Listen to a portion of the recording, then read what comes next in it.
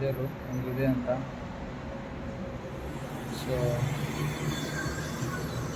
ತುಂಬ ಫುಲ್ಲು ಬಿಸಿಲು ನೋಡ್ಬೋದು ನಾವು ಹೆಂಗಿದೆ ಅಂತ ಬಿಸಿಲು.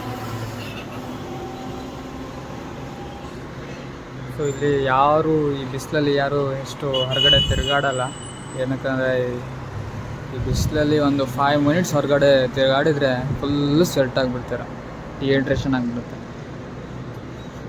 ಸೊ ನಮ್ಮ ಇಂಡ್ಯಾದಲ್ಲಾದರೆ ನೀವು ನೋಡ್ಬೋದು, ಇಂಡ್ಯಾದಲ್ಲೆಲ್ಲ ಹಿಂಗಂದರೆ ಅಲ್ಲಲ್ಲಿ ಜನ ಓಡಾಡ್ತಾ ಇರ್ತಾರೆ ಫುಲ್ಲು ರೋಡ್ ಸೈಡೆಲ್ಲ ಫುಲ್ಲು ತಿರುಗಾಡ್ತಾ ಇದ್ದಾರೆ. ಬಟ್ ಇಲ್ಲಿ ಯಾರು ಜಾಸ್ತಿ ತಿರುಗಾಡಲ್ಲ, ಜಾಸ್ತಿ ಒಳಗಡೆ ಇರೋಕ್ಕೆ ಇಷ್ಟಪಡ್ತಾರೆ ಎ ಸಿಯಲ್ಲಿ ಇರಲಿಕ್ಕೆ. ಯಾಕಂದರೆ ಈ ಬಿಸಿಲಲ್ಲಿ ಆ್ಯಸ್ ಎ ನಾರ್ಮಲ್ ಪರ್ಸನ್ನು ಜಾಸ್ತಿ ಹೊತ್ತು ಇರಲಿಕ್ಕಾಗಲ್ಲ.